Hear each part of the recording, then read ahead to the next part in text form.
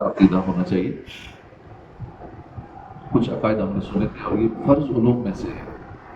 جس کو عقائد کا علم نہیں ہے تو وہ ہر وقت گناہ گار ہے، کیونکہ فرائض علوم سیکھنا تو ضروری ہے.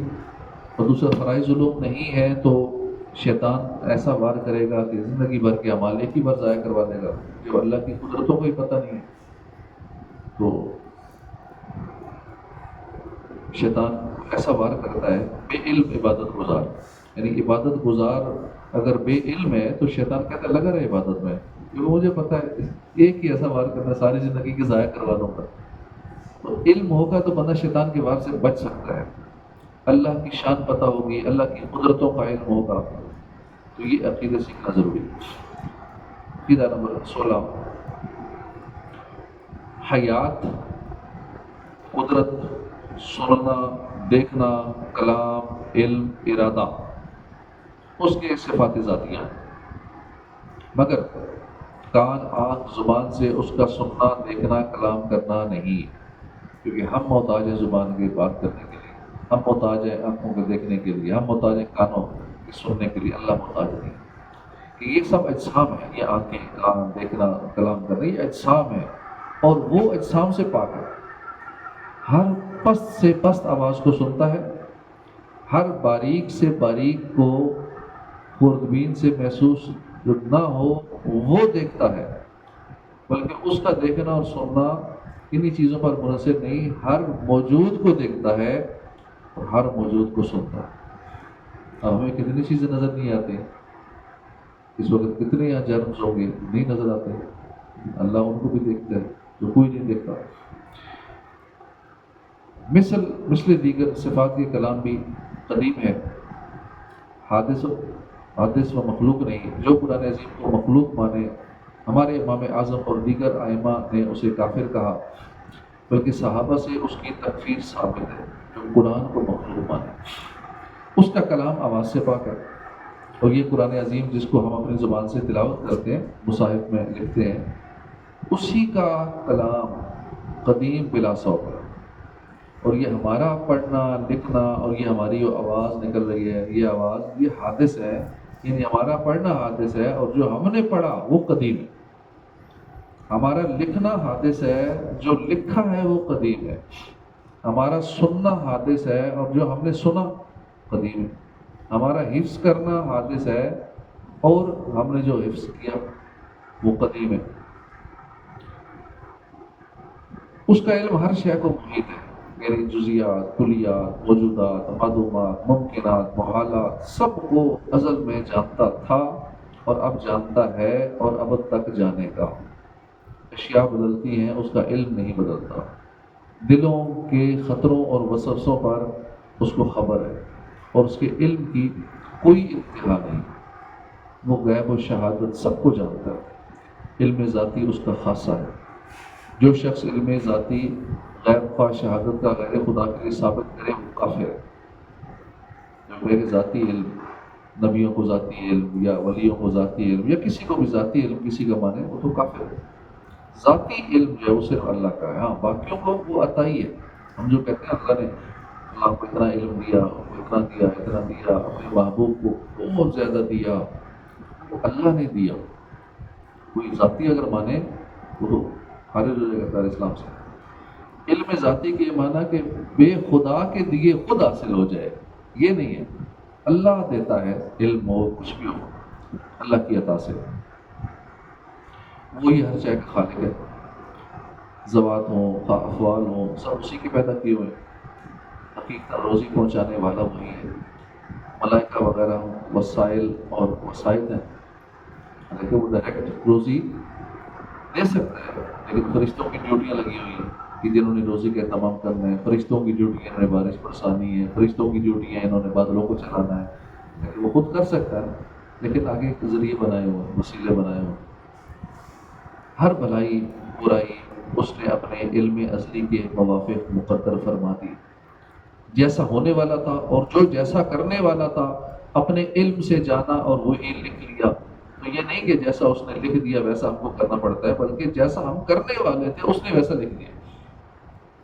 زید کے ذمہ برائی لکھی اس لیے کہ زید برائی کرنے والا تھا، اگر زید بھلائی کرنے والا ہوتا تو اس کے لیے بھلائی لکھتا۔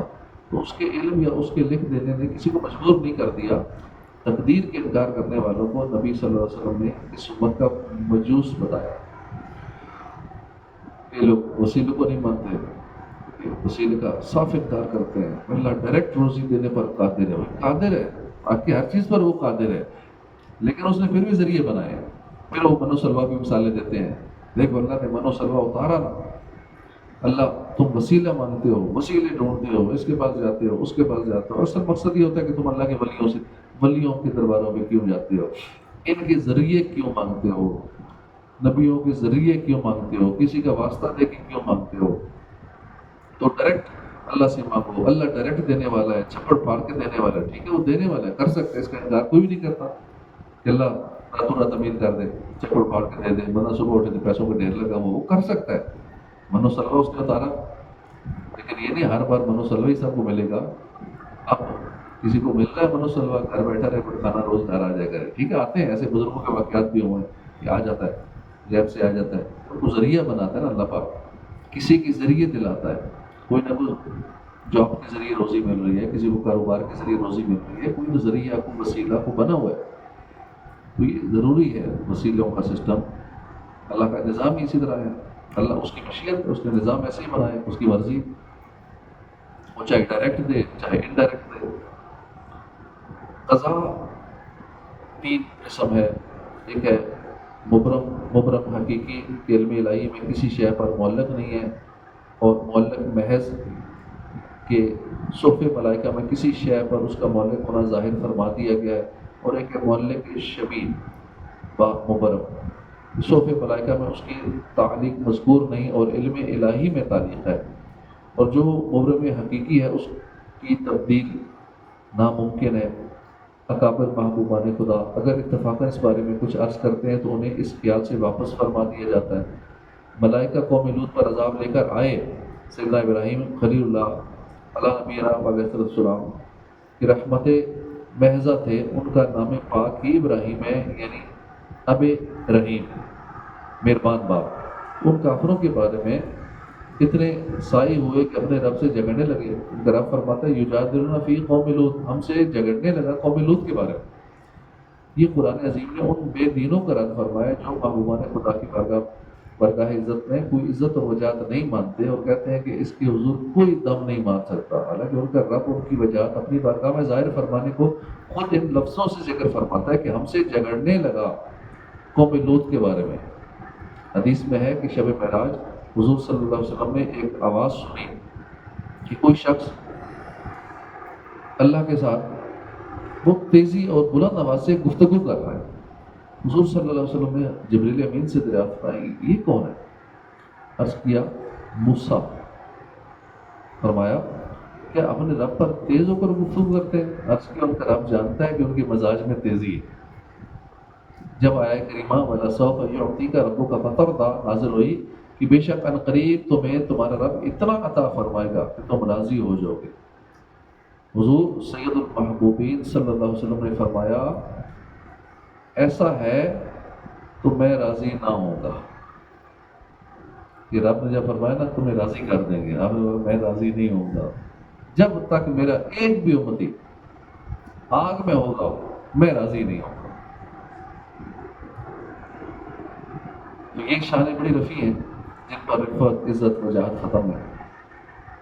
اب مسلمان ماں باپ کے جو کچا بچہ عمل سے گر جاتا ہے اس کے لیے حدیث میں فرمایا کہ روز قیامت اپنے ماں باپ کی بخشش کے لیے ایسا جھگڑے گا جیسا قرض خواہ کسی قرض دار سے جھگڑتا ہے، یہاں تک کہ فرمایا جائے گا اے کچے بچے اپنے رب سے جھگڑنے والے اپنے ماں باپ کا ہاتھ پکڑ اس کو جنت میں لے جاؤ۔ جن کے کچے بچے فوت ہو جاتے ہیں، نابالغ بچے جن کے فوت ہو جاتے ہیں وہ بڑے پریشان ہوتے ہیں، ان کا ایک طرح کا فائدہ ہو جاتا ہے، وہ اللہ سے جھگڑ کے اپنے ماں باپ کو جنت میں لے جائیں گے ہاتھ پکڑ کے۔ یہ تو جملہ مترجہ تھا، مگر ایمان والوں کے لیے بہت نافع اور شیاطین الانس کی خباثت کا دافع تھا۔ کہنا یہ ہے کہ قوم لوط پر عذاب قضائے مبرم حقیقی تھا۔ خلیل اللہ اس میں جھگڑے تو انہیں ارشاد ہوا یا ابراہیم اعرض عن ھذا، اے ابراہیم اس خیال میں نہ پڑو بے شک ان پر وہ عذاب آنے والا ہے جو پھرنے کا نہیں ہے، اتنا ہے یہ قضائے مبرم حقیقی تھا، یہ ہونا ہی ہونا، عذاب آنا ہی تھا ان پہ، قوم لوط پہ۔ اور وہ جو ظاہر قضائے معلق ہے اس تک اکثر اولیاء کی رسائی ہوتی ہے، یعنی وہ اولیاء اس قضائے معلق کو نا ان کی وجہ سے وہ بدل جاتی ہیں چیزیں، ان کی دعا سے ان کی ہمت سے ٹل جاتی ہیں، اور وہ جو متوسط حالت ہے جسے صوف ملائکہ کے اعتبار سے مبرم بھی کہہ سکتے ہیں، اس تک خواص اور اکابر کی رسائی ہوتی ہے۔ حضور سید غوث اعظم اسی کو فرماتے ہیں کہ میں قضائے مبرم کو رد کر دیتا ہوں، ٹال دیتا ہوں، یعنی ایک لمٹ ہوتی ہے ہر ایک کی، اور بالکل بھی اس کا انکار نہیں کرنا چاہیے کہ کوئی کچھ نہیں کر سکتا، قضا کو ٹال نہیں سکتا۔ قضا کے آگے کس میں کون سی نہیں ٹال سکتا، کون سی ٹال سکتا ہے، کون سی چینجیبل ہے، کون سی نان چینجیبل ہے۔ تو اسی کی نسبت حدیث میں فرمایا کہ بے شک دعا قضائے مبرم کو ٹال دیتی ہے۔ اللہ پاک قائد عطا فرمائے، آمین، جامع نبی الامین صلی اللہ علیہ وسلم۔